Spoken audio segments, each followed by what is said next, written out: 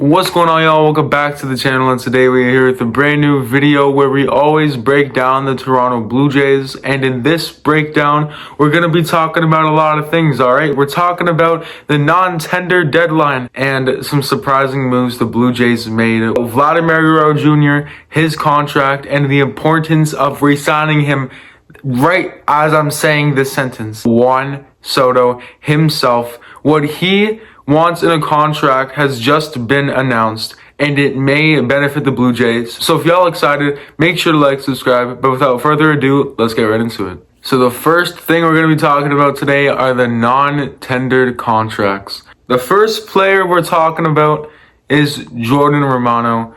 And for those of you who don't know yet, Jordan Romano has been non-tendered, which means at this moment in time, he is no longer a Toronto Blue Jay and is going into free agency. But I don't know how to feel about it just quite yet. It feels like the end of an era for Toronto, considering that he's been around for more than a decade. Do I understand the move? Yes, I do. There's three reasons behind it. One of the reasons is that last year he was really bad, okay? It's not like he was the worst pitcher in the bullpen. It was a down year for sure. Number two, he had a lot of issues with injuries and he wasn't always healthy. And that ties in with the third reason why his contract, okay? He's projected to make $7.75 million with an M. If the Blue Jays don't want to take the risk of him being injured while paying him $7 million just to sit there being injured, then I can definitely see why they didn't pay him that money. Does this mean that Jordan Romano can no longer be a Blue Jay? No, it does not, okay? He has officially gone into free agency, which means the Blue Jays could technically still pick him up, especially for a cheaper deal. They could potentially work out a cheaper deal if no other team offers him $7.75 million. So he could potentially come back on a 1 year, like $3 to $4 million deal, and the front office says, hey, prove it to me that you're not going to be injury prone. Prove it to me that you're going to be a good closer once more, and then we can work out a contract extension, or we'll re-sign you in free agency for a 2 to 3 year deal. There also have been some other moves. Dylan Tate, who we got from the Baltimore Orioles, I believe, and he was kind of decent from what I remember. He wasn't the best pitcher in the world. We didn't have any best pitchers in the world. Let's just make that clear. The Blue Jays have decided to non-tender him. Eric Swanson and the Blue Jays have come to an agreement of 1 year, $3 million. How do I feel that Eric Swanson is the pitcher they decided to bring back out of those three? There's two ways you can look at it, okay? Eric Swanson was really good at the end of last season, so maybe they'll look at that. He also did really suck before that too, so I don't know how I feel about it just quite yet. We'll see. I'll give it a month, and then I'll really make my decision on if I like the deal or not. But at the moment, I don't quite know how to feel about it yet. That's all for this segment of Who Did the Blue Jays Non-Tender, featuring Brandon. All right, the next topic we got today, boys, Vladimir Guerrero Jr., and how much he's projected to make, and why we need to resign him as I'm saying the sentence, okay? So if we take a look, according to Sportsnet.ca, Vladimir Guerrero Jr. is projected to make $29.6. $29.6. That'd be a good deal. $29.6 million if he decides to re-sign with the team. And if the Blue Jays are looking to sign him long-term, which they should be, let's get that straight. If we do the math, for a 10-year deal is $296 million. Now, of course, we all know he's not Juan Soto or Shohei Ohtani, obviously.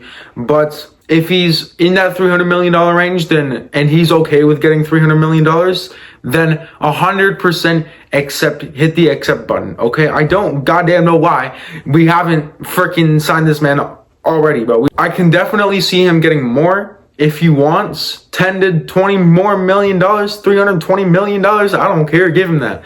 But I can definitely see him getting anywhere between 325 to 350 even if he wanted it.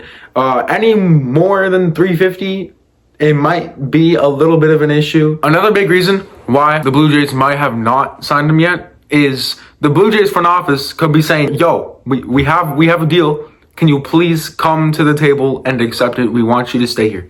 And Vlad's like, no, I don't want to sign a deal. I want to wait until free agency because I see green dollar signs, bro. And I want to be getting that bag from another team that you won't be willing to pay me. And I 100% agree with that, bro.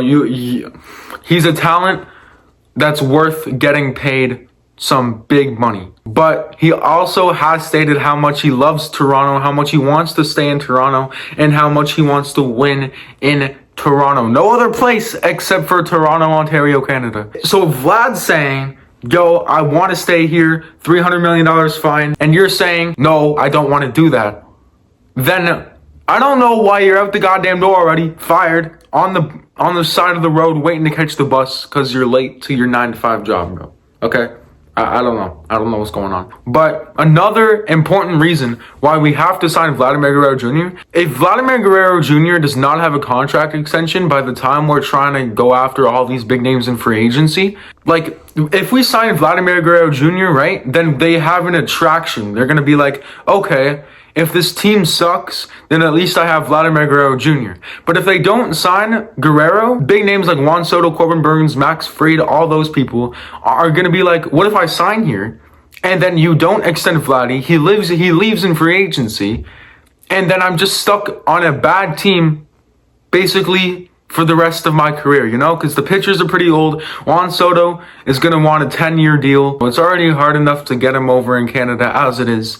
And if you don't have Vladdy, it makes that even harder. Ladies and gentlemen, the final segment you've all been waiting for, the four of you watching this video, Juan Soto speaks out on his contract asking price. Are we ready, ladies and gentlemen? I don't think so, because it's pretty freaking crazy. Okay, so according to Ryan M. Spader, that's his name, Juan Soto is seeking a 12 to 14 year deal for $45 million per season. That's $540 million, which to begin with is way lower than people thought were gonna have to offer him. Some fake report came out about the Mets offering him $660 million in their initial meeting with Juan Soto. That was fake. It turns out if you offer him $660, then he might as well just take it up front, because he's only asking for $540 million, which is even more doable for the Toronto Blue Jays to get the deal done with Juan Soto. But here's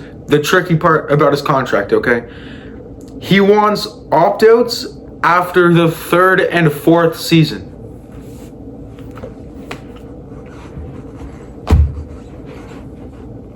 My guy, I hate to break it to you. No team, except maybe the Toronto Blue Jays, no team is going to give you opt-outs. If a team is going to sign you for 12 years, $45 million annually, they're not going to give you opt-outs after the 3rd season, my brother. If you don't know what an opt-out means, it basically means Juan Soto can say, hey, after the 3rd year, I'm leaving your organization, bro. I'm never returning. You're never going to see my face again. In some way, that could benefit the Blue Jays. Opt-outs after the 3rd season is like hella crazy. If the Blue Jays do somehow pull the trigger on Juan Soto and they do give him opt-outs after the 3rd season, there are 2 things that could possibly happen. One is the perfect scenario, okay? We also re-signed Vladdy in the same offseason, so we have Juan and Vladimir Guerrero Jr.